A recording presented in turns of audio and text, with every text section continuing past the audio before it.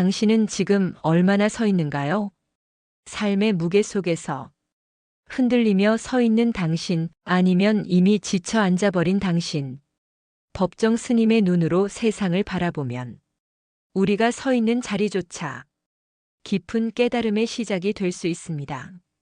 오늘 이 낭독 속에서 마음의 중심을 잡고 조용히 그러나 단단하게 서 있는 법을 만나봅니다.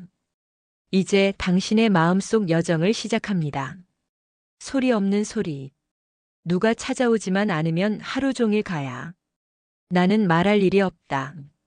그렇다고 해서 이제 새삼스럽게 외롭다거나 적적함을 느끼는 것도 아니다. 그저 넉넉하고 천연스러울 뿐이다. 홀로 있으면 비로소 내 귀가 열리기 때문에 무엇인가를 듣는다. 새소리를 듣고 바람 소리를 듣고 토끼나 노루가 푸석거리면서 지나가는 소리를 듣는다. 꽃 피는 소리를, 시드는 소리를, 지는 소리를, 그리고 때로는 세월이 고개를 넘으면서 한숨 쉬는 소리를 듣는다. 그러므로 듣는다는 것은 곧 내 내면의 뜰을 들여다보는 일이다. 낯선 사람들을 만나 말대꾸를 하고 난 후면 허전하기 이를 데 없다. 목젖까지 찰랑찰랑 고였던 맑은 말들이 어디론지 새어버린 것 같다. 지난 여름에도 아랫절에 내려가 수련을 하는 학생들한테 서너 시간 짓거리고 났더니 올라오는 길에는 몹시 허전해서 후회한 적이 있다. 소리내어 말하기보다는 듣는 일이 얼마나 현명한 태도인가를 거듭거듭 확인할 수 있었다. 미카엘 엔데의 동화 모모에 이런 구절이 나온다.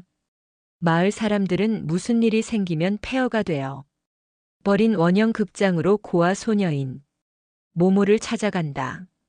그들은 모든 것을 그 어린 소녀에게 털어놓는다. 소녀는 다만 그들의 말에 귀를 기울여 들어줄 뿐인데 방황하는 사람들은 정착을, 나약한 사람들은 용기를, 불행한 사람과 억눌린 사람들은 신념과 기쁨을 느끼게 된다. 그들은 그렇게 함으로써 자기 자신에게 눈을 뜬다. 오늘 우리들은 되는 소리든 안 되는 소리든 쏟아버리기를 좋아한다. 그러면서도 남의 말에 차분히 귀 기울이려고는 하지 않는다. 다들 성이 급해서 듣고 있을 수가 없는 것이다. 어른 아이 할 것 없이 텔레비전 앞에서처럼 얌전히 앉아 들을 줄을 모른다. 귀 기울여 듣는다는 것은 침묵을 익힌다는 말이기도 하다. 침묵은 더 말할 것도 없이 자기 내면의 바다이다.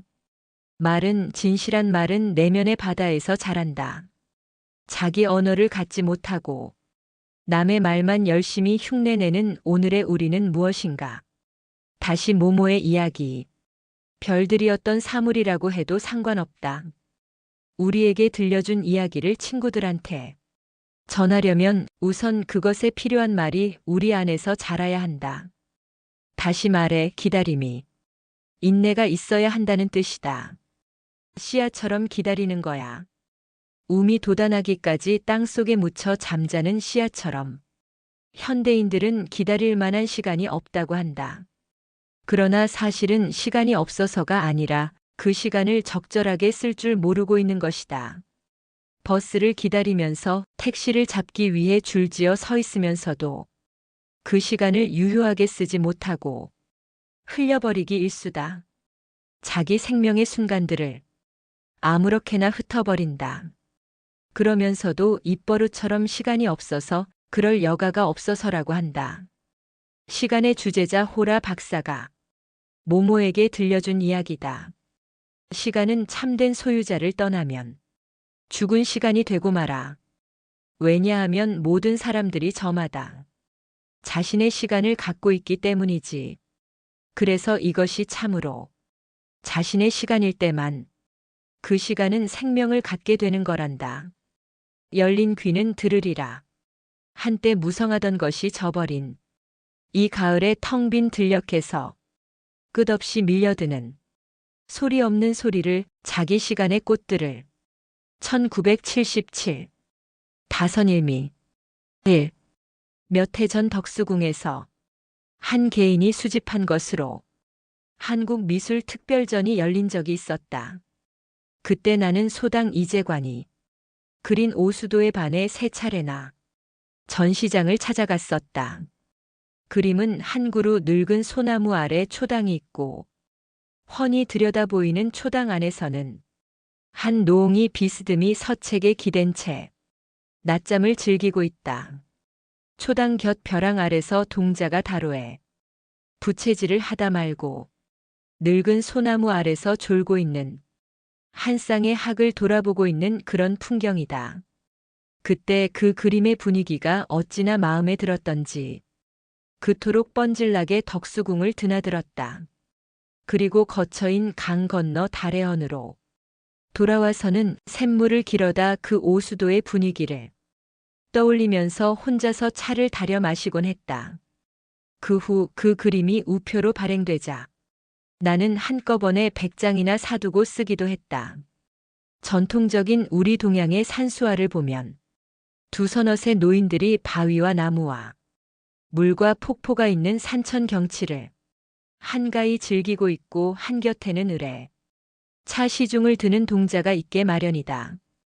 이것은 예전부터 풍류와 더불어 차가 우리네 생활의 한 부분임을 말해주는 증거다. 근래에 와서 차라고 하면 곧 커피를 떠올릴 만큼 우리네 기호도 서양 사람들 쪽으로 바뀌었다. 그러나 여기서는 우리네 고유의 엽차 또는 녹차를 가리킨다. 선승들은 예나 지금이나 항상 차를 마시고 있어 별로 자랑거리가 될 것도 없지만 최근 많은 사람들이 차에 대한 관심을 보이고 있는 것은 기특한 일이다.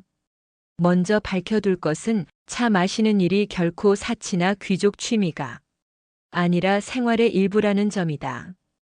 사람이 일반 동물과 다른 것 가운데 하나는 음식을 먹는 일이 빈 밥주머니를 채우기 위해서만이 아니고 아름답고 향기로운 미각을 통해 정신적으로 기쁨을 느끼고 위로를 삼으려는 취향도 함께 가지고 있다는 점이다. 사람들이 몸의 건강에는 분명히 해로운 줄 알면서도 끊임없이 담배를 피우고 술을 즐겨 마시는 것도 이런 이유에서일 것이다. 차도 마찬가지다. 인간의 생활 가운데 만일 이런 기호식품이 없었다면 우리들의 안뜰은 예측할 수 없을 만큼 삭막하고 어두워졌을 것이다. 술은 사람을 들뜨게 하고 취하게 하는데 차는 차분하게 가라앉히고 정신을 맑게 한다. 차의 고전인 유구 804의 다경에서 울분을 사귀는 데는 술을 마시고 정신의 어둠을 씻는 데는 차를 마신다. 고 지적했듯이 술이 시끄러운 집합을 위해 발명된 것이라면 차는 한적한 모임을 위해 마련된 것이다. 술은 아무 데서나 아무하고도 마실 수 있지만 차는 그럴 수 없다. 무엇보다도 마시는 그 분위기와 상대를 가리지 않을 수 없기 때문이다. A. 임어당은 그의 다론에서 이렇게 말한다. 차의 성질 중에는 우리들을 한가하고 고요한 인생의 명상으로 이끄는 힘이 있다. 어린애들이 울고 있는 곳에서 차를 마신다거나 시시덕거리기를 좋아하는 여자들이나 정치를 논하는 무리들과 더불어 차를 마신다는 것은 비 오는 날이나 흐린 날에 차를 마시는 것과 다를 게 없다. 차의 성질 자체가 맑고 향기로운 것이므로 비가 오거나 흐린 날에는 제맛이 나지 않을 뿐더러 그 분위기가 적합하지 않다. 차는 고도로 승화된 미의식의 세계다. 그러므로 먼저 그 분위기와 조건이 가려져야 한다. 흔히 다도의 정신으로 화경청적을 들고 있다. 평화롭고 예절 있고 맑고 고요한 분위기여야 한다는 것이다. 따라서 차맛을 진짜로 알게 되면 화경청적의 덕이 곧 그 사람의 인품으로까지 배어나게 될 것이다. 차를 즐겨 마시는 이라면 누구나 다 아는 바이지만 함께 마시는 사람의 수가 적어야 차맛을 제대로 알 수 있다. 객이 많으면 시끄러워지고 시끄러우면 차의 은은한 운치가 사라져 버리기 때문이다. 초의 선사 1786만 1866도 그의 동다송에서 이렇게 밝히고 있다. 차를 마시는 법은 객이 많으면 수선스럽고 수선스러우면 아늑한 정취가 없어진다. 홀로 마시면 신묘하고 둘이서 마시면 좋고 서너시 마시면 유쾌하고 대여섯이 마시면 덤덤하고 일곱 여덟 사람이 마시면 나눠 먹이와 같다. 나는 남에게 무엇을 주고 나서 후회한 적이 별로 없는데 그렇게 기억되는데 재작년 늦가을 어느 날 아는 친지들 틈에 섞여 내 암자를 찾아온 한때의 나그네들에게 다로에 숯불까지 피워 차를 다려주고 나서 며칠을 두고 짠하게 생각한 일이 있다. 한두 사람을 제외하고는 차가 무엇인지도 모르는 무례한 사람들이었기 때문이다. 나눠 먹이와 같다는 표현으로는 모자랄 만큼 주고 나서도 못내 얹자는 생각이었다. 그들은 차를 마시기 전에 코로 냄새를 맡는가 하면 입맛을 쩝쩝 다시고 꿀꺽꿀꺽 소리내어 마시거나 후후 불면서 마시는 사람도 있었다. 그날 찾아온 나그네들에게 내놓을 거라고는 차밖에 없었으므로 차를 다린 것이지만 그런 자리에 차를 내놓은 것부터가 주인의 불차림을 못내 후회했다. 일본인들처럼 차보다도 오히려 그 격식을 위한 것 같은 번거롭고 까다로운 예의를 차릴 필요는 없다. 그렇지만 차를 마시는 데 따르는 최소한의 기본 예절쯤은 갖추어야 한다. 나는 홀로 거처하기 때문에 혼자서 차를 마실 때가 많다. 혼자서 드는 차를 신묘하다고 했지만 그 마음은 말이나 글로 표현할 길이 없다. 선의 산매에서 느낄 수 있는 선열, 바로 그것에나 견줄 수 있을 것이다. 유구는 다경에서 말한다. 깊은 밤 산중에 한 칸 집에 앉아 샘물로 차를 다린다. 불이 물을 데우기 시작하면 다로에서 솔바람 소리가 들린다. 이윽고 찻잔에 차를 따른다. 부드럽게 활활 타오르는 불빛이 둘레의 어둠을 비추고 있다. 이런 때의 기쁨은 도저히 속인들과 나눌 수 없다. 정좌처 다반향초, 묘용시 수류하게. 이 글은 추사가 즐겨 얻던 다시이다. 서툰 솜씨로 옮기면 이렇다. 조용히 앉아서 반쯤 차를 다리니 향기가 비로소 들리고 마시고 나면 물이 흐르고 꽃이 피더라. 아마 이 시의 경우는 2% 된 녹차가 아니고 다로에 넣어서 다리는 단다나 전다의 경우를 말한 듯 싶다. 3. 지난 봄 볼 일이 생겨 오랜만에 서울에 갔었다. 서울이라는 도시가 원래 그런 곳이긴 하지만 마음이 영 붙질 않았다. 항상 엉거주춤한 기분이었다.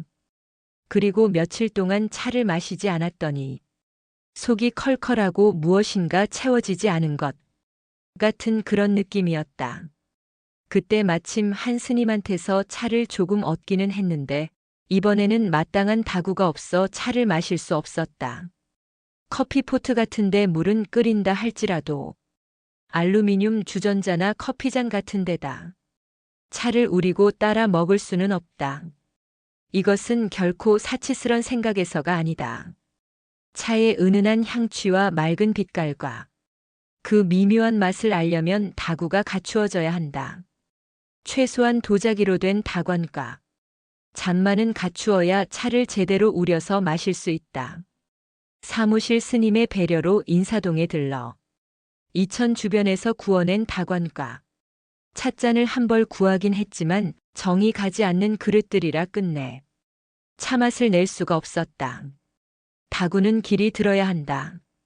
다인들이 다구를 귀하게 여기는 것은 멋을 부리거나 도락을 위해서가 아니라 오로지 차맛을 제대로 음미하기 위해서다.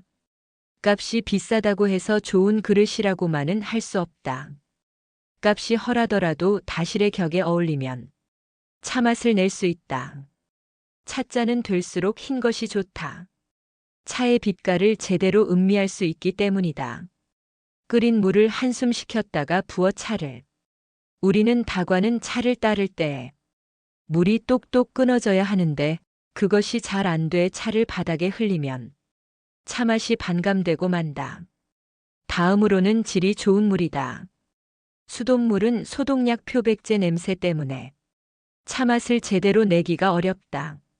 더구나 요즘처럼 오염된 대도시의 수돗물로는 차가 지니고 있는 그 섬세한 향기와 맛을 알기 어렵다. 산중의 샘물이 그중 좋은 물인 줄은 알지만 도시에서는 구할 수 없으니 가정에서 수돗물을 여과해서 쓸 수밖에 없다. 다실의 분위기와 다구와 물을 갖추었다 할지라도 정성 들여 다리는 또는 우리는 법을 모르면 또한 차맛을 제대로 낼 수가 없다. 차를 너무 우리면 그 맛이 쓰고 덜 우리면 싱겁다. 알맞게 우려 그 향기와 맛과 빛깔을 갖추어내야 온전한 차맛이 난다. 초의 선사는 다시 말한다. 물과 찻감이 완전할지라도 그 중정의 도를 얻지 못하면 안 된다. 중정의 도란 차의 신기로운 기운과 물의 성질이 어울려서 가장 원만하게 배합된 상태를 말한다. 차를 우리는 법은 실제로 해보고 스스로 터득해야지 말만으로는 그 요령을 이해하기 어렵다. 새로 길어온 물을 펄펄 끓여 차관과 찻잔을 먼저 가셔낸다. 끓은 물을 식힌 그릇에 부어 70도쯤으로 식힌 다음 차를 알맞게 차관에 넣어 물을 붓고 뚜껑을 닫아 다시 1분쯤 우려 찻잔에 따라서 마신다. 차례대로 설명은 했지만 그 요령은 눈이나 손으로만 익히는 게 아니라 마음으로 느끼고 실제로 경험해야 한다. 그것은 마치 선이나 도의 경지와 같다. 그렇기 때문에 다선일민이 다도니 하는 말이 나오게 된 것이다. 차맛을 보면 곧 차를 만든 사람의 심정까지도 맛볼 수 있다. 좋은 차는 색, 향, 미가 갖추어져야 한다. 차만이 아니라 제대로 된 음식이라면 빛과 향기와 맛이 온전히 갖추어진 것이다. 녹황색이 돌고 맑고 은은한 향기와 담백하고 청초한 맛이 나는 것이 좋은 차다. 차는 식물 중에서도 가장 맑은 식물이다. 차의 그토록 오묘한 향과 맛은 어디서 오는 것일까?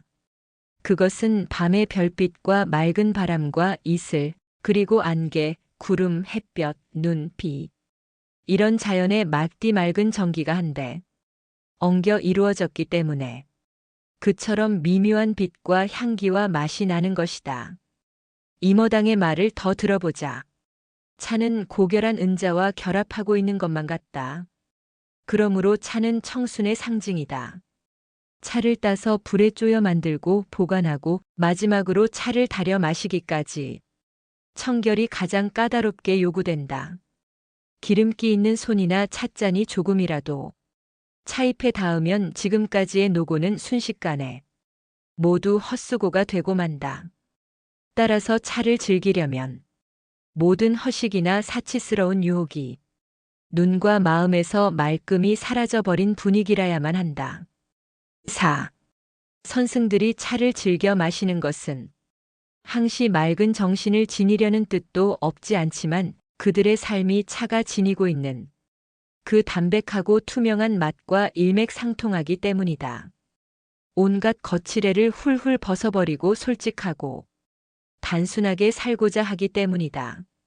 선은 아무것도 가진 것이 없는 무일물의 경지에서 비로소 참된 맛과 참된 향기와 참된 색을 느낄 수 있다.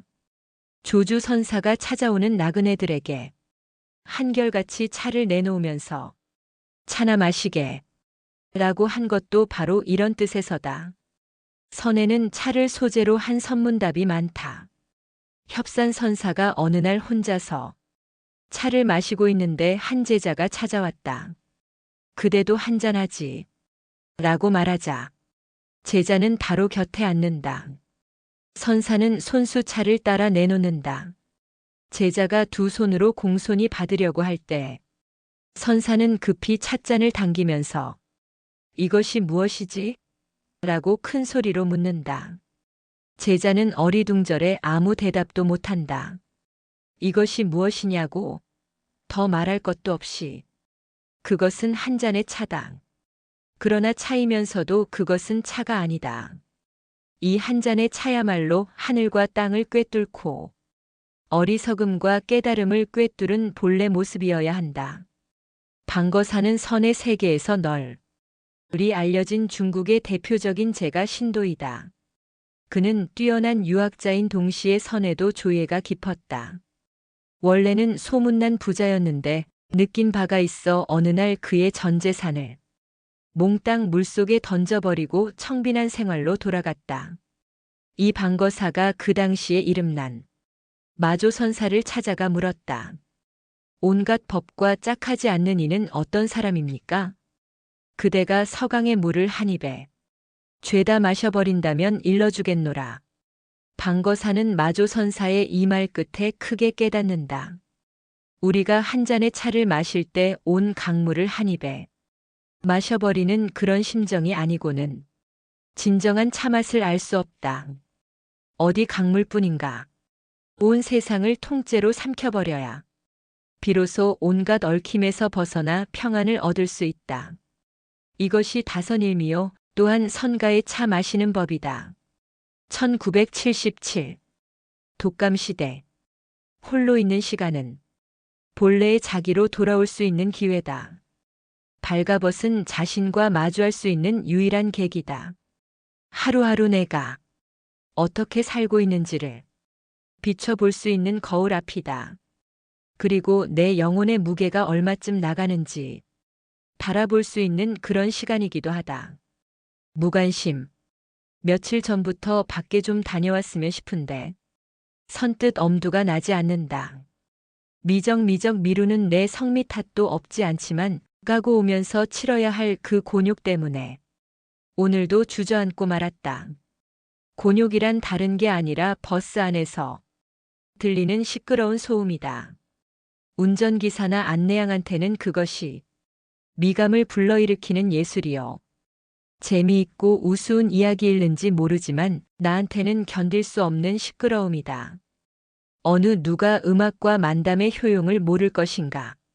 그러나 그것이 때와 곳을 가리지 않고 마구 계속될 때는 그대로 듣고 있을 수가 없다. 요즘은 공해라는 말이 너무 흔해 빠져 언어 공해를 가져올 지경이지만 소음처럼 견딜 수 없는 공해는 또 없을 것이다. 출근길에 버스를 타보면 우리가 지금 어떤 상황에 놓여 있는가를 훤히 알 수 있다. 하루 일과가 시작되는 제1장부터 소음 속에 묻힌다. 만원 버스가 방향을 바꾸거나 갑자기 멈출 때 우리들 영원한 입석자들은 바람에 흐느적거리는 갈립처럼 이리 쏠리고 저리 쏠린다. 안내양이 신호 삼아 차를 두드려대는 소리며 낡은 엔진에서 울리는 요란한 소리, 머리 위 스피커에서 고래고래 쏟아지는 라디오 소리가 뒤범벅이 되어 우리들을 몹시 피곤하고 짜증스럽게 한다. 사실 현대인들은 생각할 겨를을 거의 빼앗기고 있다. 인간만의 특수한 속성인 그 생각을 출근길에서부터 빼앗기고 있는 것이다. 일터에서는 일에 쫓기느라고 생각할 겨를이 없고 집에 돌아오면 지쳐서 누워버리거나 아니면 텔레비전과 라디오의 기계 장치가 또 생각을 못하게 한다. 그러니 대다수의 시민들이 기껏 생각할 수 있는 기회란 아침 저녁 출퇴근 시간뿐이다. 그런데 이 출퇴근 시간조차 그 소음 때문에 생각할 수 없으니 우리들의 머리는 어떻게 되는가? 더 말할 것도 없이 텅텅 빌 수밖에 없다. 우리들의 머리가 빌 때 시쳇말을 빌려서 표현하면 서민들의 머리가 빌 때 범속한 동질화를 위해서는 더없이 다행한 일일지도 모른다.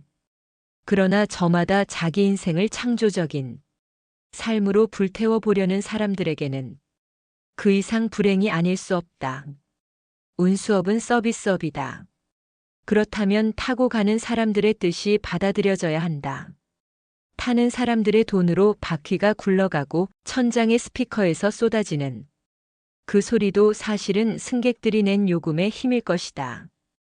그런데 문제는 타고 가는 승객들이 무관심하거나 입 벌려 말하기가 귀찮으니까 그냥 내버려 둔다는 점이다. 운전기사는 승객들이 아무 말 없는 걸 보고 자기네가 틀어대는 그 소음에 다들 공감하는 걸로 착각, 더욱더 볼륨을 높인다. 이런 일이 어찌 차 안에서 뿐일까마는 이 무관심과 말하기 귀찮음이 결국 우리들을 멍들게 하고 머리를 비게 한다. 시민의식이란 게 바로 이런 조그만 일에서부터 움터야 한다. 그것은 우리 모두가 우리의 뜻을 펼쳐가면서 사람답게 살기 위해서지 운전기사나 안내양을 귀찮게 하기 위해서가 아님은 물론이다. 운전기사나 안내양들은 사실 날마다 무리한 노동을 하고 있다. 꼭두 새벽부터 밤늦게까지 종일 차에서 흔들리며 온갖 소음에 시달리고 있다. 이런 그들을 위로해 줄 수 있는 길은 피곤을 가중시키는 소음이 아니라 고요일 것이다. 그리고 부드러운 말씨와 따뜻한 눈길일 것이다. 라디오 장치가 되어 있는데도 틀지 않고 가는 차를 타면 새삼스레 그 차의 운전기사에게 친근감을 느낄 때가 있다. 나는 장거리 여행으로 고속버스라도 탈 경우에는 반드시 카 스테레오가 없는 회사의 차를 골라 탄다. 택시를 탈 때는 방향을 알리기 전에 라디오부터 꺼달라고 부탁한다.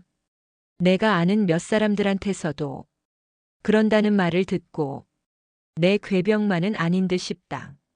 좀 허튼 소리지만 내 사주팔자에 이변이라도 생겨 조그만 왕국의 군주가 된다면 나는 그날로 모든 버스에 운전기사와 안내양을 불러 그동안의 노고를 위로하며 국립음악원 같은 데에다 편입시킬 것이다.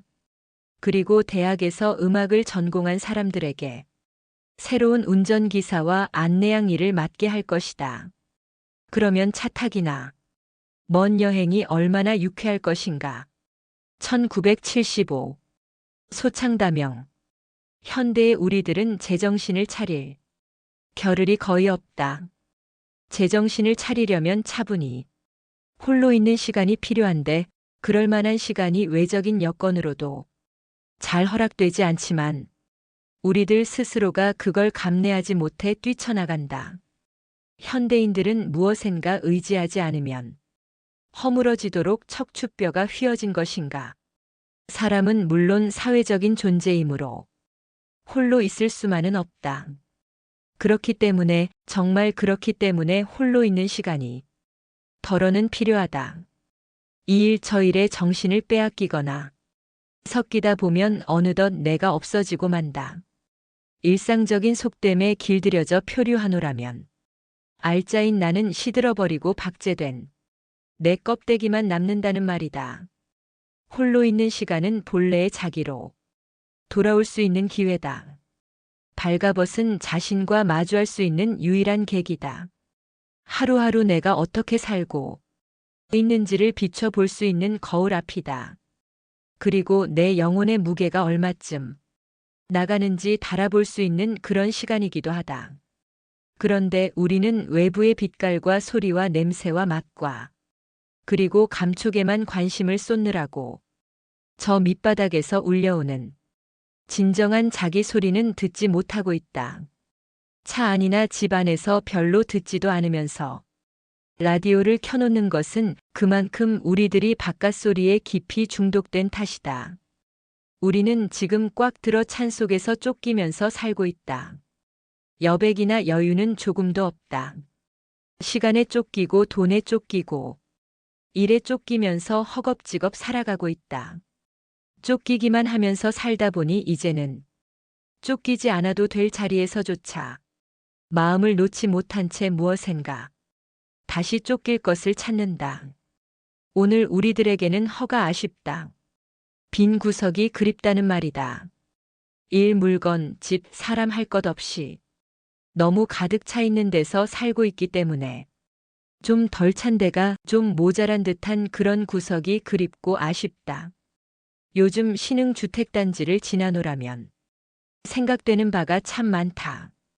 기껏해야 너댓 사람 모여서 살 집들릴 텐데 이 핵가족 시대에 왜 그토록 거창하게만 짓는 것일까? 자기 분수는 살펴보지도 않고 남이 그렇게 지으니까 덩달아 세우는 것은 아닐까? 물론 그 중에는 벼락부자가 되어달러나 한국은행권을 주체할 수 없어 집에다 바르는 사람도 적지 않겠지만 일정한 수입밖에 없는 봉급 생활자도 그런 흉내를 내는 것 같으니 그 경제 구조는 알다가도 모를 일이다. 언젠가 신문에서 보니 이웃 나라에서는 300질밖에 팔리지 않았다는 브리테니커 백과사전이 우리나라에서는 그 몇백 곱절이 팔렸다고 한다. 그 책들이 거의 새로 지은 저택들의 응접실, 서재가 아니다에 꽂혀 있더라니 그 왕성한 독서열에 경의를 표하고 싶었다. 또 한때는 국내에서 그 백과사전의 케이스만을 만들어 몇천 질 톡톡히 재미를 보았다는 말을 듣기도 했다. 이런 웃기는 일은 얼마든지 있을 법하다. 집은 남들처럼 크게 지어놓았는데 유지비가 달려 추운 겨울에 방 안에서 두터운 외투를 입고 지낸다는 친구를 나는 알고 있다.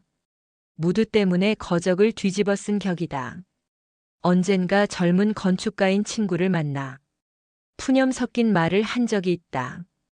여보시오, 서민의 아들로 외국에까지 가서 공부하고 온 분이 기껏해야 남의 나라 흉내나 내는 그런 호압한 저택만 짓기요?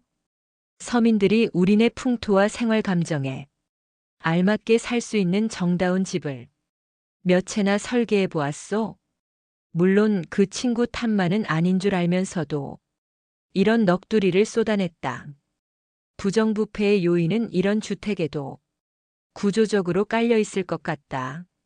저택들의 유지비를 한번 상상해 보라. 지난 연말 초정 시인의 미술전을 보러 갔을 때 내 발걸음이 오래 머물렀던 곳은 소창다명 사하구자라는 글씨 앞에서였다. 추사의 이 글이 어찌나 마음에 들던지 선뜻 떠나오기가 싫었다. 조그만 창에 햇볕이 밝아 나로 하여금 그 앞에 오래 앉아있게 한다니 이 얼마나 넉넉하고 푸근한가. 이런 조촐한 행복의 분위기는 허세로 치장된 저택 같은 데서는 결코 누릴 수 없을 것이다. 툇마루의 솔바람 소리와 뜰에 내리는 빗소리를 들을 수 있는 그리고 얼마쯤의 외풍도 있는 그런 집에서나 맛볼 수 있는 한가로움일 것이다. 이런 집들이 옹기종기 모여 사는 동네는 인심도 후했다. 그런데 요즘은 서슬이 푸른 단지 바람에 아늑하고 푸근하던 동네가 자꾸만 사라져간다. 서운한 일이다. 1975. 외화도 좋지만 얼마 전에 신문을 보니 금년 들어 외국인들이 우리나라에 뿌린 관광 외화가 벌써 1억 달러를 넘어섰다고 한다. 이런 상태로 나가면 금년에 목표했던 애초의 액수보다 훨씬 웃돌 거라고 당국에서는 만면의 희색이다. 관계 당국이 아니라도 싫지 않은 일이다. 외화를 벌어들이기 위해 해외에서 피나는 경쟁을 해야 하는 것에 비하면 얼마나 손쉬운 일인가. 제 발로 걸어 들어와 뿌리고 가는 외화를 우리는 앉은 자리에서 거두기만 하면 된다. 우리들이 잘 살려면 외화를 많이 벌어들어야 한다는 것은 초등학생들까지도 교과서에서 배워 익히 알고 있는 상식이다. 그렇기 때문에 오늘날 우리들은 오로지 외화 획득을 위해서라면 수단과 방법을 가리지 않고 있는 실정이다. 그러나 생각해 볼 일이다. 관광객들이 뿌리고 간 그 외화를 거두기만 하면 그것으로 셈이 끝나는 것인가? 외국 관광객 가운데서도 그 절대 다수가 일본인들이라고 한다. 박물관이나 고궁, 그 밖에 구경거리가 될 만한 곳이면 을에 일본인들을 태운 전세버스가 허리에 띠를 두르고 늘어서 있는 것을 우리는 쉽게 볼 수 있다. 그뿐만 아니라 조용해야 할 장소에서까지 거침없이 떠들어대고 시시덕거리는 일을 자주 보게 된다. 오만하고 불손한 그들의 태도에 우리는 분노를 느끼지 않을 수 없다. 과거에 대한 고정관념에서가 아니라 지금 당장의 무례한 태도가 되먹지 않았다. 그들이 우리나라를 즐겨 찾아드는 이유는 새로워진 대한민국의 발전상을 보기 위해서가 아니라 즐기기 위해서임은 더 말할 것도 없다. 그들 가운데 대부분이 기생 파티에 최대의 관심을 모으고 있다는 것을 보아도 짐작할 수 있는 일이다. 그들은 자기 나라에서 다음과 같은 선전 팸플릿을 보았을 때부터 기대에 부풀어 오른다. 한국의 정서인 기생 파티를 즐기지 않으시렵니까? 워커힐 카지노에서 게임을 즐길 수 있고 강정제인 인삼을 실컷 먹을 수도 있습니다. 한국의 중년 이상은 일본어를 할 줄 알므로 언어 장벽도 없습니다. 일본인들의 우리나라 관광 일정에는 반드시 기생 파티가 들어있다고 한다. 자기네 나라의 게이샤보다 아름답고 고분고분한 기생에게 매혹되어 한 번 온 사람이 다시 오는 경우가 많단다. 심지어는 일본 국내에 간다고 속이면서 그도 그럴 것이 우리나라에 오는 것이 자기네 국내 여행보다 값이 덜 드니까 우리들도 잘 살아야 한다. 그러나 떳떳하고 당당하게 잘 살아야 한다. 따라서 무슨 일을 어떻게 해서 잘 사느냐가 문제다. 이제 경제동물은 그들만의 칭호가 아니다. 문제는 여기에만 그치지 않는다. 그들을 대하는 우리의 태도에도 적지 않은 문제가 있다. 어떤 석간지의 조륜안에는 다음과 같은 독자의 글이 실려 있다. 5월 20일 경복궁에서 미술 수업을 받을 때다. 15명쯤 되는 여대생들이 한 일본 관광객을 둘러싸고 서로들 일본어로 대화를 해보려고 아우성이었다. 그때 다른 일본인이 오니까 절반가량의 여학생들이 우르르 그리로 몰려가는 것이었다. 인류대학교의 배지를 달고 있는 여학생들이었다. 그뿐 아니라 처음 보는 일본 남자와 마치 연인이나 되는 듯이 우리들 앞에서 거침없이 포즈를 취하고 사진을 찍기도 했다. 그들이 가짜 여대생이라 할지라도 문제는 거기서 거기다. 언제부터 우리 누이들이 그들 앞에서 그토록 천덕스럽게 변해버렸느냐는 것이다. 우리는 씁쓸한 기억을 가지고 있다. 625전쟁을 통해 우리들의 모든 질서가 풍비박산이 되었을 때 살아남은 자들끼리 연명하기 위해 오로지 목숨을 이어가기 위해 코쟁이들이 진을 친 기지촌 언저리에서 몸을 팔아가며 살던 우리 누이들의 슬픈 모습을 우리는 아직도 기억하고 있다. 그것은 동족 상잔에 못지않은 결의의 비극이었다.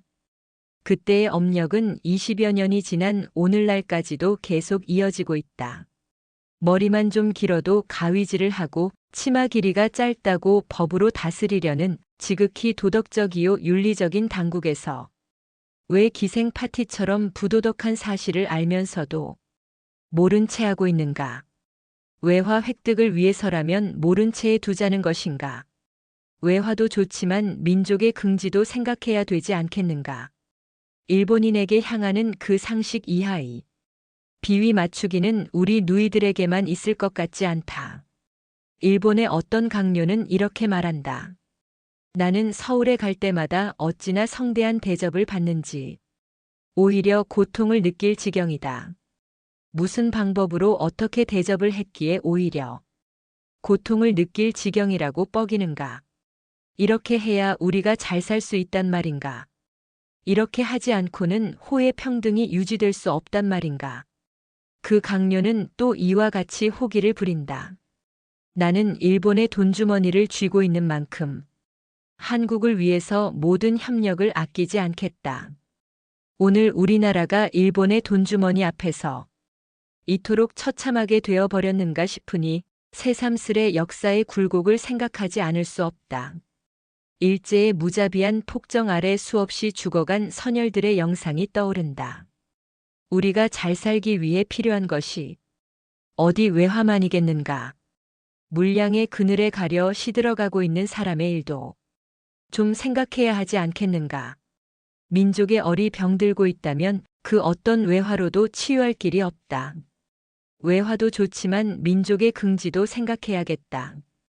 외화도 좋지만 내화의 체면도 좀 생각해야 하지 않겠는가. 1973 90도의 호소.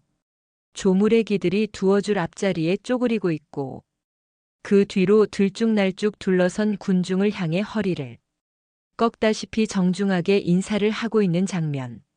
합동연설장에서 찍은 국회의원 입후보자들의 그러한 모습을 신문에서 보고 웃을 수도 울어줄 수도 없는 미묘한 기분이었다.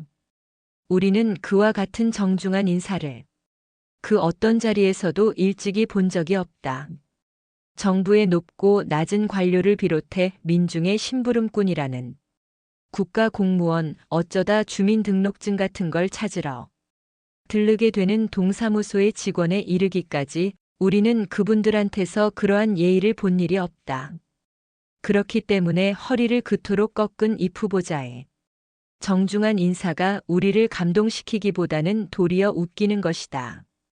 그것은 평소의 행동과는 너무나도 다르기 때문이다. 그러나 그 광경을 한참 보고 있으면 웃을 수만도 없다. 숙연해지기까지 한다. 세상이 변하고 국회의 기능이라는 것도 형편없이 줄어들었는데도 한결같이 국가를 위해 오로지 국가와 민족을 위해 분골 쇄신하겠다는 그 일편단심을 보고서다. 애국의 길도 여러 가지가 있다. 밭을 갈아 씨를 뿌리는 길도 있고 신사숙녀들이 기분 좋게 일하도록 구두를 닦아주는 길도 있으며 모두가 싫어하는 오줌똥을 묵묵히 치워주는 일도 있다. 그런 일 가운데 하나가 다스리는 권한을 맡아봄으로써 나라를 사랑하는 일이다. 그런데 이상한 것은 일단 권한을 맡아놓으면 그 90도의 호소가 자꾸만 뒤로 젖혀진다는 사실이다. 그래서 국민에 의한 국민을 위한 임무를 까맣게 잊어버리고 만다. 이 글이 활자화될 무렵이면 그 90도의 호소에 따른 반응이 이미 밝혀진 후가 될 것이다. 다스리는 권한을 맡긴 사람으로서 이 기회에 바라고 싶은 것은 그 90도의 예절을 선거 유세장에서만이 아니라 나라 일을 볼 때도 계속 유지해 달라는 말이다. 크고 작은 국가 공무원들에게 그런 자세를 솔선수범하여 보여줌으로써 이 나라가 다시 동방예의지국이 되도록 해달라는 것이다. 1973 파장. 시골에서 장이 서는 날은 흐뭇한 잔칫날이다. 날이 갈수록 각박해가는 세상임에도 장터에는 아직 인정이 남아있다. 도시의 시장에는 차디찬 질서는 있을지 모르지만 인간미가 없다. 하지만 시골 장터에 가면 예전부터 전해오는 우리네의 포근한 정서와 인정이 넘친다. 백의 민족의 자취를 오늘 우리들은 찾을 길이 없지만 시골 장터에서는 우리가 아직도 백의 민족임을 확인하게 된다. 언젠가 정부에서 시골의 장이 소비적이고 비능률적이라는 이유로 없애버린다는 소식을 듣고 나는 몹시 아쉽고 안타까웠다. 유통이 더딘 궁벽한 산간벽지나 시골에서는 닷새에 한 번씩 서는 장이 생활 필수품을 사고 파는 유일한 기회일 뿐 아니라 사람을 만나고 소식을 전하거나 알아오는 그리고 우체국과 면사무소 같은 데 들러 볼일을 보게 되는 날이기도 하다. 어디 그뿐인가. 수십 리 밖에 있는 일가 친척을 그날 만나볼 수 있고 성글었던 사이끼리 주막에 마주 앉아 회포를 푸는가 하면 미적미적 미루던 혼사를 매듭 짓게 되는 그런 날이기도 하다. 소비적이고 비능률적인 거야. 도시의 백화점이나 상가가 더하면 더했지. 시골 장보다 덜하지는 않을 것이다. 도시화와 산업화로 인해 비인 간적으로만 굳어가는 요즘의 풍토에서 시골의 장이 없어진다는 소리를 들었을 때 유일하게 남은 인간적인 터전마저 막혀버리는가 싶었기 때문에 그토록 서운하고 안타까웠던 것이다. 차디찬 질서보다는 질서 이전의 그 훈훈한 인정이 그리워 나는 기회 있을 때마다 시골 장날을 즐겨 찾는다. 장구경은 아무래도 파장이 제격이다. 아침 초장은 먼 곳에서 모여드느라고 활짝 펼쳐지기 전이라 좀 싱겁다. 마치 본 경기에 들어가기 전에 조무래기들이 치르는 오픈게임 같아서다. 그리고 한창 때의 장은 너무 소란스럽고 붐벼서 구경할 만한 여백이 없다. 하지만 파장은 듬성듬성 자리가 나서 이곳저곳 기웃거릴 만하다. 장꾼들이 한낮에 비해 뜸해졌고 덜어는 주막에서 혀꼬부라진 소리가 오고 간다. 장돌뱅이들은 장이 기우는 걸 보고 그저 헐값에 떨이를 한다고 고래고래 고함을 친다. 그 소리를 듣고 순진한 시골 사람들은 무슨 횡재라도 잡은 듯이 모여든다. 한쪽에서는 눈이 번쩍거리는 사내 몇이서 돈 놓고 돈 먹으라고 넌지시 미끼를 보이면서 야바위를 시작한다. 재작년이던가 이른 봄에 남도 쪽으로 행각을 할 때였다. 하동 쌍계사에서 화엄사로 가기 위해 화계에서 버스를 탔다. 섬진강을 끼고 40리쯤 거슬러 올라가면 화엄사 입구에 닿는다.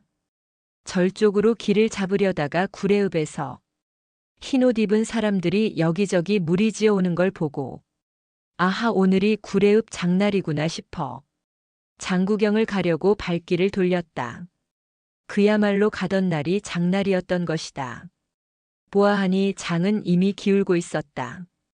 장꾼들이 한물 빠져나간 뒤인 듯 여기저기 지푸라기며 신문지 쪽이 어지럽게 흩어져 있었다.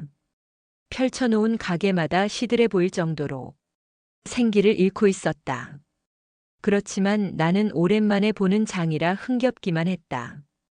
거기에다 6년 전 이 장터를 찾아다니던 기억이 되살아났다. 쌍계사 탑전에서 지내던 시절 한 달에 한 번씩 이 장터에서 장을 받아 먹었었다. 그 시절 산골에는 버스도 다니지 않던 때라 장날이면 트럭이 절동네 어귀에서 장터까지 다녔었다. 어둑어둑한 새벽, 덥게도 앉을 자리도 없는 트럭 위에 올라 차가운 강바람에 얼굴을 핥히면서 장터에 내리면 그때를 맞추어 여기저기 움막에서 물씬물씬 김이 서려 올랐다. 빈속이라 팥죽을 두어 그릇 비우고 나면 얼었던 몸이 풀리고 노곤한 졸음이 왔다. 돌아가는 길에는 다시 그 트럭 위에 붐비는 짐짝과 함께 실려가곤 했었다. 생기를 잃고 기울어가는 파장 한쪽에서 왁자지껄 사람들의 고함 소리가 들려왔다. 웬일인가 하여 그쪽으로 가보았더니 구경거리가 벌어지고 있었다.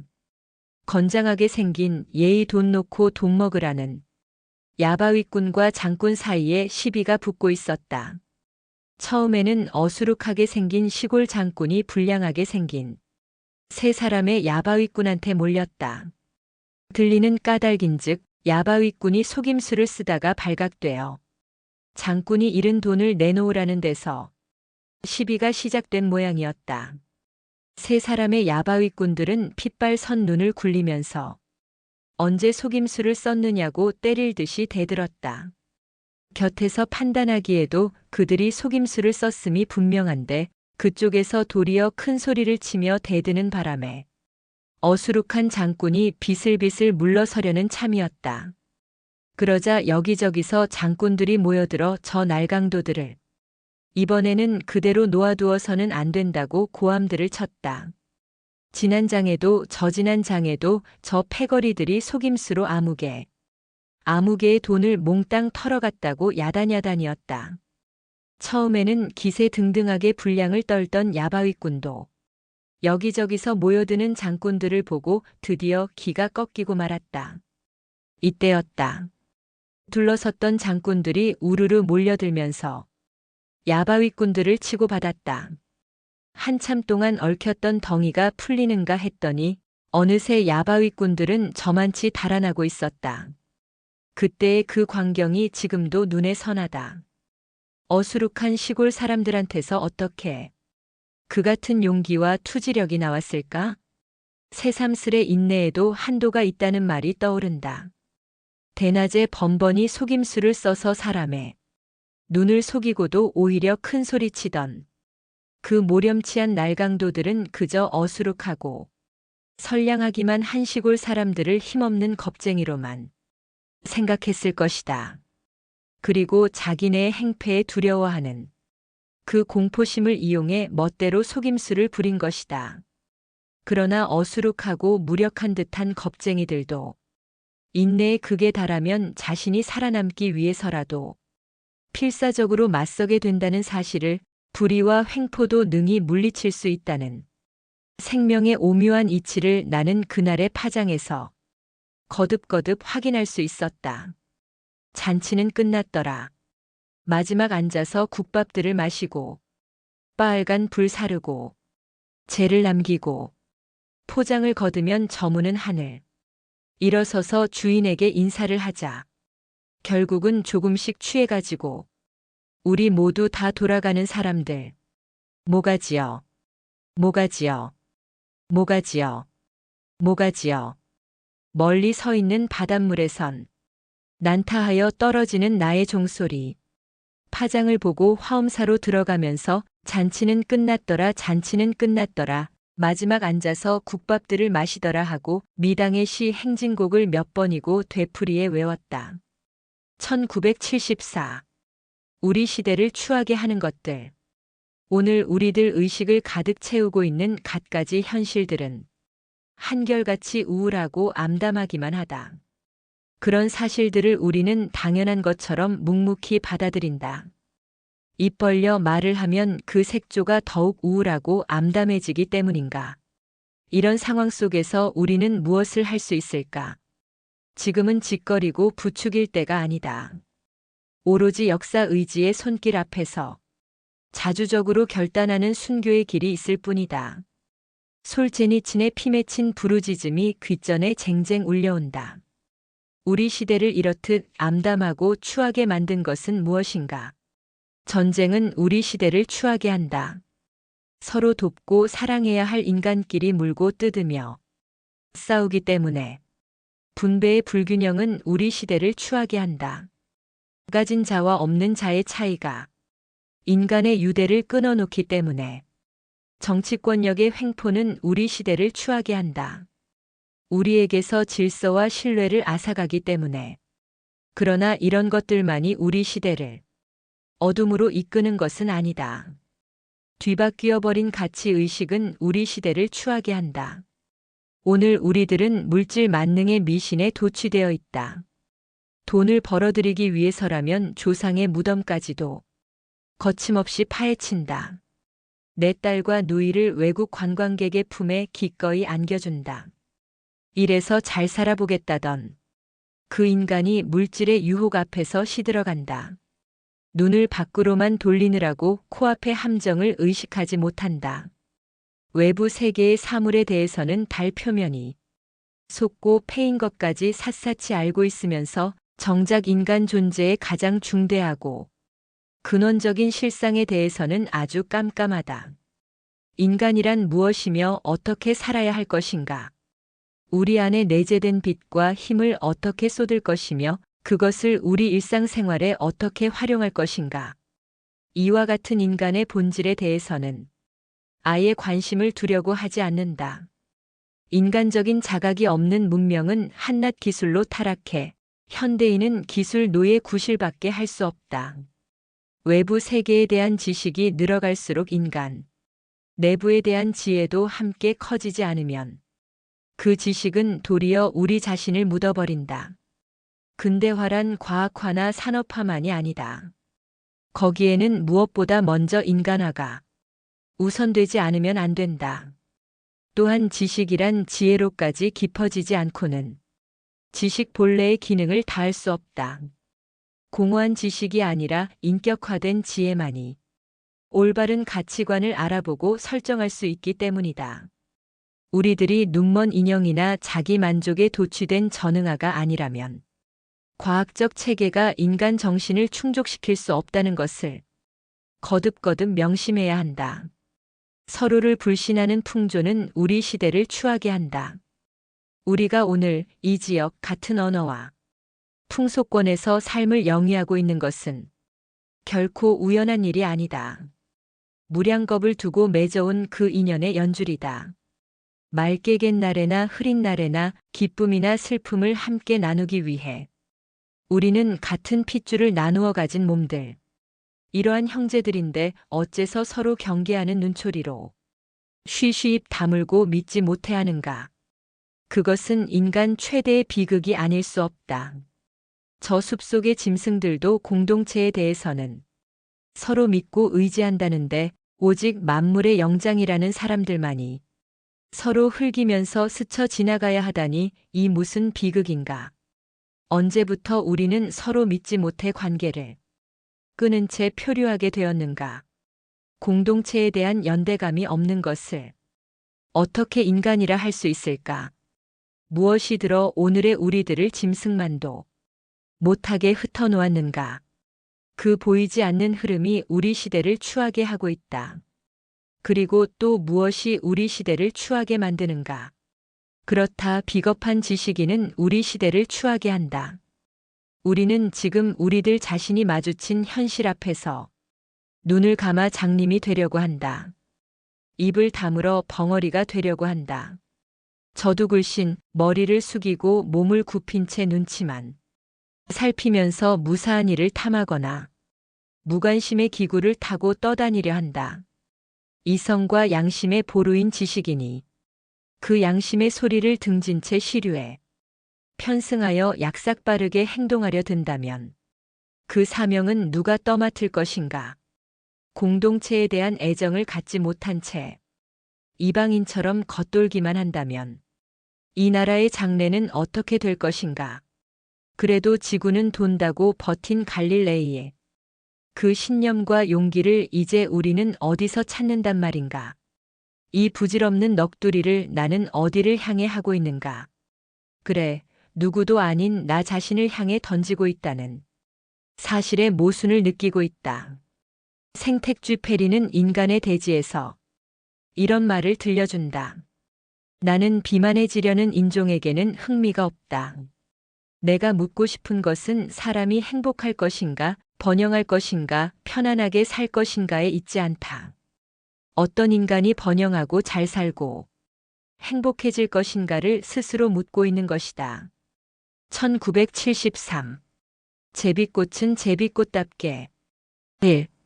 한평생 수학이 좋아서 그것만을 공부하고 가르치고 연구하는 수학자가 있다. 그는 숫자에서 미의식 같은 것을 느낄 정도로 그 길에는 통달한 사람이다. 연구실에서 풀리지 않던 문제가 산을 오르거나 바닷가를 산책하는 무심한 여가에 문득 풀리는 수가 있다고 했다. 그러한 그는 가끔 동료들로부터 이런 질문을 받는다고 한다. 자네는 지겹지도 않아서 평생을 두고 수학만을 그렇게 연구하는가? 자네가 하고 있는 그 일이 인류 사회에 어떤 공헌을 하고 있단 말인가? 이럴 때마다 그 수학자는 다음과 같이 대답한다고 했다. 제비꽃은 제비꽃답게 피면 그만이지, 제비꽃이 핌으로써 봄에 들녘에 어떤 영향을 끼칠 것인가? 그건 제비꽃으로선 알 바가 아니라네. 어떻게 들으면 아주 오만한 소리로도 들리지만 그의 대답은 그만큼 자신과 신념에 넘쳐 있다. 그 꽃이 그 꽃답게만 핀다면 한두 송이를 피어가지고도 봄에 온 들녘을 술렁거리게 할 수 있다.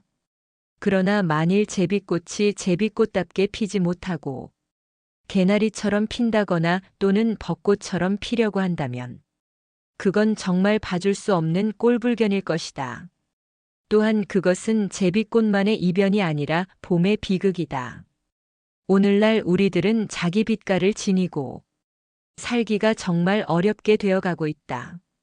개인의 신념이나 개성이 둘레로부터 도전을 받는다기보다는 차라리 화살의 목표가 되기 때문이다.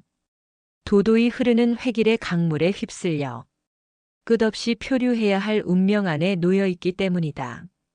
우리들의 일상을 돌아보면 우리가 지금 어떻게 살고 있는지 손으로 만져볼 수 있다.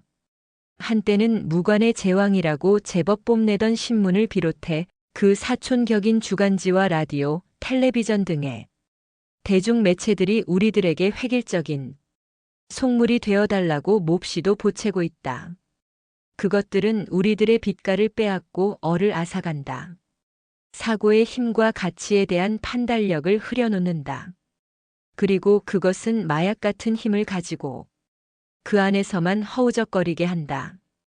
따라서 맹목적이고 범속한 추종은 있어도 자기 신념을 갖는 것은 어렵게 하고 있다. 이렇게 해서 오늘 우리들은 서로 닮아간다. 주택단지의 집들처럼 그놈이 그놈 같기만 하다. 동작뿐 아니라 사고까지도 개성 없이 모두 닮아간다.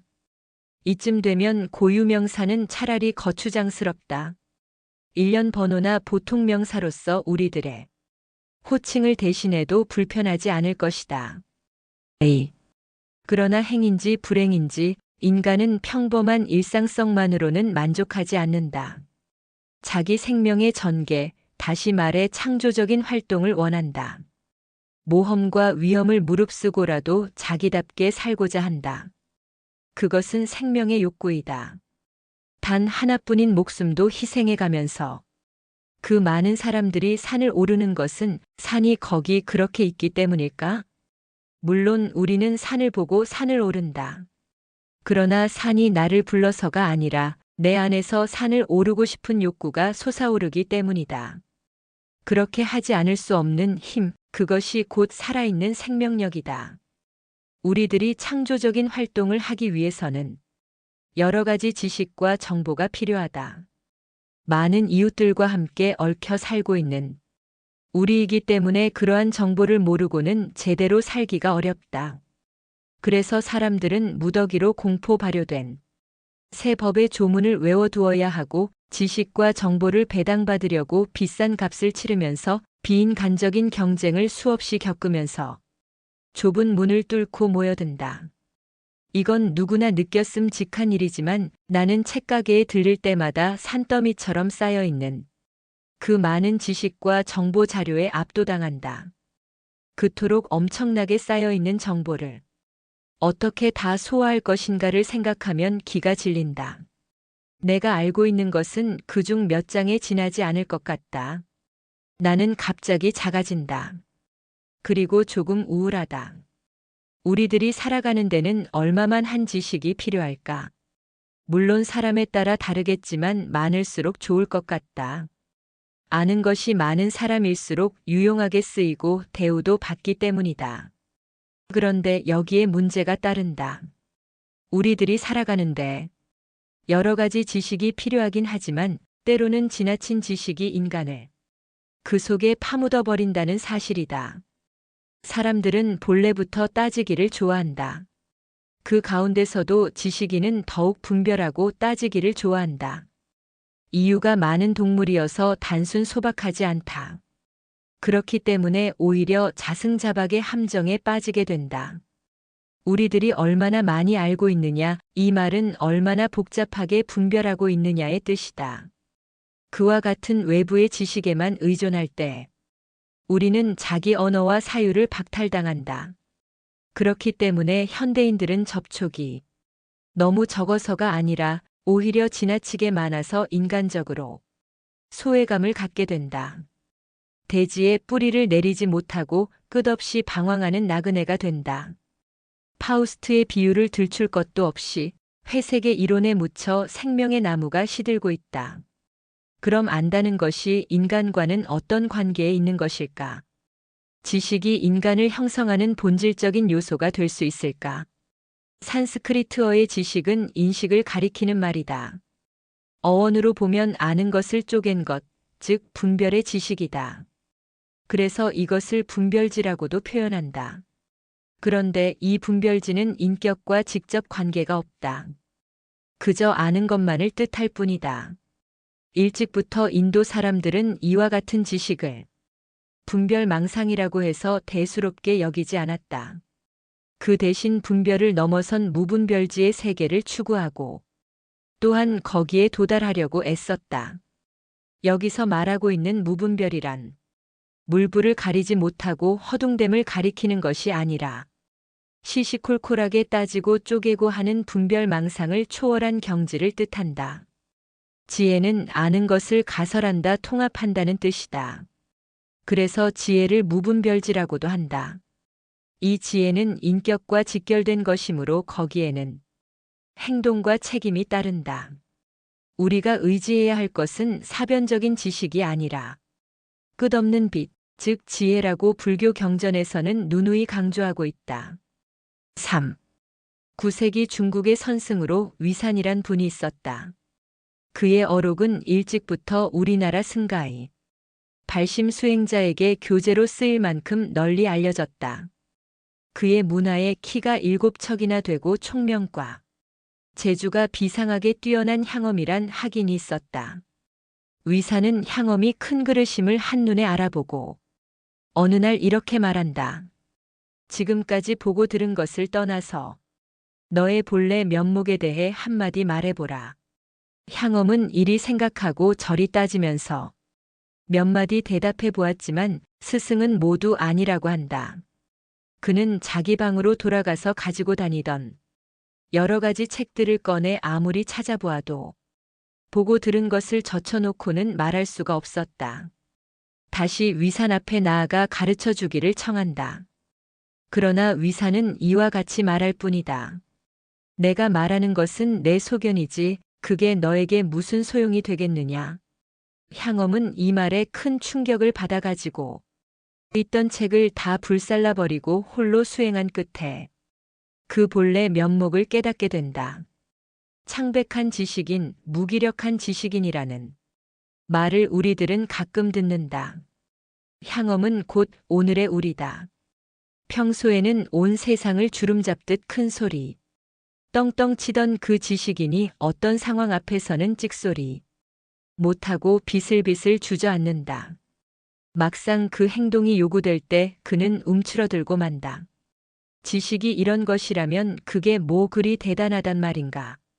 그것이 인격과 별개인 것을 우리는 이런 데서도 찾아낼 수 있다.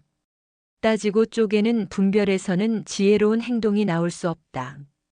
용기 있고 바람직한 행동은 이론에서 나오지 않는다. 이러한 작용은 신념에서만 나올 수 있다. 그럼 신념은 어디에서 나오는가? 분별의 지식에서가 아니라 무분별의 지혜에서 저절로 우러난다. 그렇다면 인격을 이루는 근원적인 요소는 회색의 이론인 지식이 아니라 퍼내도 샘솟듯 솟아나는 지혜다. 그러므로 지식이 지식 본래의 기능을 다하려면 지혜로까지 깊어지고 승화되지 않으면 안 된다. 인간을 형성하는 기초교육기관을 학교라고 한다.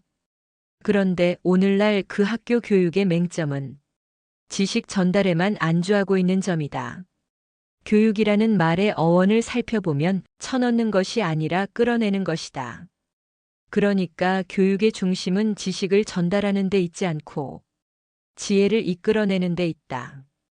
요즘의 교육은 메마르고 차디찬 정보를 교환하는데 그치기 때문에 거기에서는 서로의 인격이 교류될 수 없다.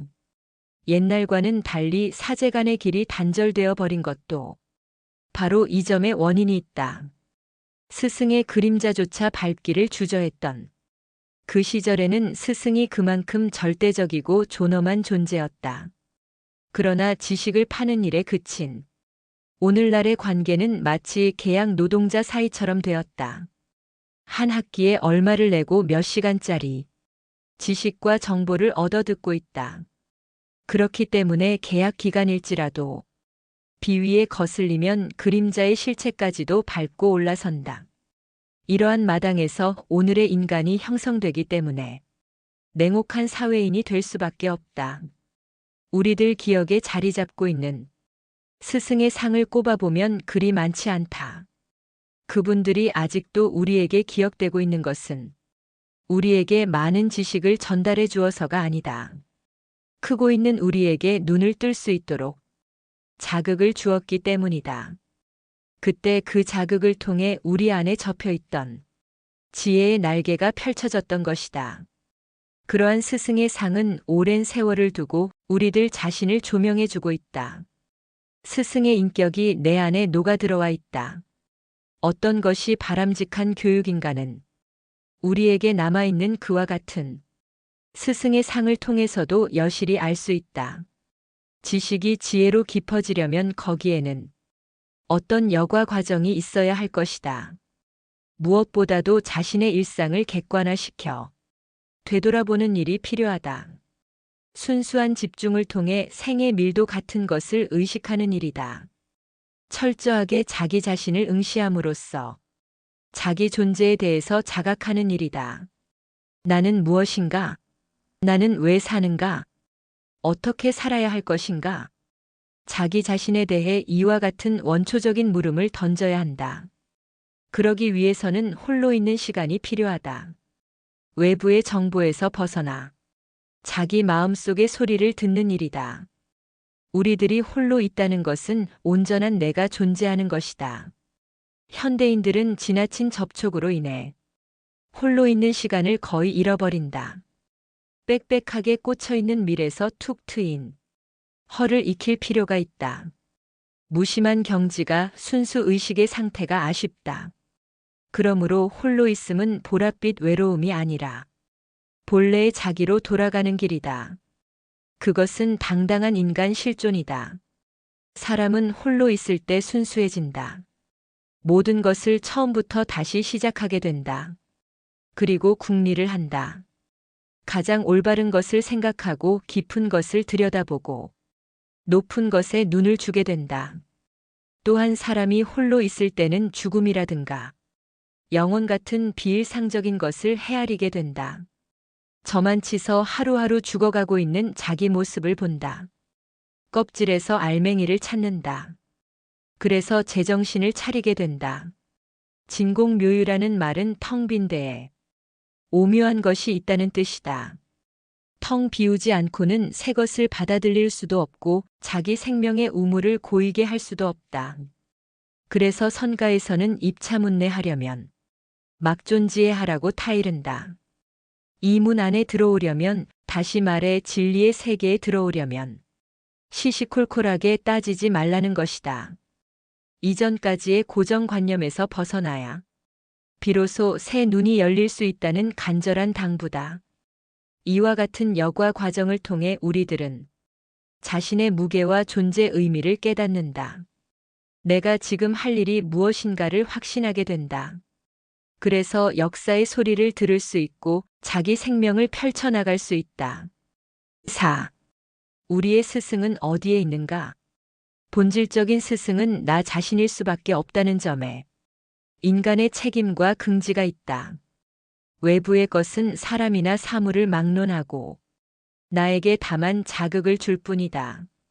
그것을 긍정적으로나 또는 부정적으로 받아들이는 것은 누구도 아닌 나 자신이다. 그렇기 때문에 바른 것을 추구하는 사람은 무엇인가를 찾아 나서는 일도 소중하지만 그것이 바른 것이 아닐 때는 선뜻 버리고 돌아설 수 있어야 한다.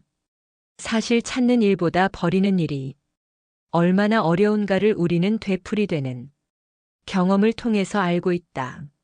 한 인간의 생애는 유일한 것이고 존엄한 것이라는 말을 우리는 교과서와 그 밖의 지식에서 얻어들었다. 그렇기 때문에 시시하게 살아버릴 수가, 아무렇게나 죽어버릴 수가 없다. 산다는 것은 무엇인가? 그것은 더 말할 것도 없이 일종의 자기 연소 같은 것. 남이 타는 것이 아니라 내 자신이 훨훨 타서 제가 되는 것이다. 유일하고 존엄하다는 인간 존재가 오늘처럼 비인간화된 적이 일찍이 있었던가? 그저 범속한 동질화의 강물에 둥둥 떠서 획일의 바다로 끝없이 표류해 가고 있다. 우리가 동물이 아니고 인간인 것은 회심할 줄 아는데 그 무게가 있을 것이다. 그릇된 줄 알았을 때 선뜻 고칠 수 있는 바로 그 점이다. 그리고 회심의 고비에서 새로운 눈을 뜬다. 언젠가 신문에서 어떤 저명 인사가 살기 좋다는 미국으로 아주 살러 가버렸다는 기사를 읽고 같은 결의의 입장에서 섭섭하고 조금은 괘씸하다는 생각이 들었다. 그런데 한 달쯤 지나서 아주 가버린 줄 알았던 그가 다시 돌아왔다는 소식을 접했다. 그분이 돌아온 이유 가운데 하나는 3등표를 가지고 1등 칸에 앉아있는 기분이어서 더 견딜 수가 없더라는 것이다. 그는 회심할 줄 안 인간이었다. 그것이 아닌 줄 알면서도 주위의 눈이 두려워 또는 체면 때문에 시들어버리는 경우가 이 세상에는 얼마나 많은가. 그런 행위를 가리켜 경솔하다고 탓할 사람도 있겠지만 누가 뭐라고 하든 그는 자기 신념을 가지고 자기답게 살 줄 아는 인간이다. 그러므로 제비꽃은 제비꽃답게 피면 되는 것이다. 그것은 제비꽃의 일이기 때문이다. 그런데 우리가 숨쉬고 있는 오늘의 시류는 제비꽃으로 하여금 자꾸만 제비꽃답게 피지 못하도록 작용하는 데 문제가 있다. 같은 품종의 꽃으로만 닮으라고 밤낮으로 보채되는 것이다. 우리들의 정원에 똑같은 꽃만 핀다고 가상할 때 우리들의 눈과 손길은 저절로 멀어지고 말 것이다. 모든 꽃들이 그 꽃답게 피어날 때 그 꽃밭은 비로소 장엄한 교향하게 조화를 이룰 것이다. 사계절을 두고 생명의 기쁨이 넘치게 될 것이다. 우리도 이렇게 살았으면 얼마나 좋겠는가. 1973. 삶은 멈추지 않고 흘러갑니다. 하지만 잠시 서서 숨을 고르는 순간 우리는 세상의 소음 속에서도 자신의 중심을 잃지 않을 수 있습니다. 오늘 법정 스님과 함께 서 있던 시간, 그 고요와 울림을 당신 마음속 깊이 간직하세요. 이 이야기가 닿았다면 구독과 좋아요로 더 많은 깨달음과 감동의 순간을 함께 나눠주세요. 다음 낭독에서도 우리는 함께 서 있습니다. 흔들려도 멈춰도 다시 일어서며 서 있는 법을 배우러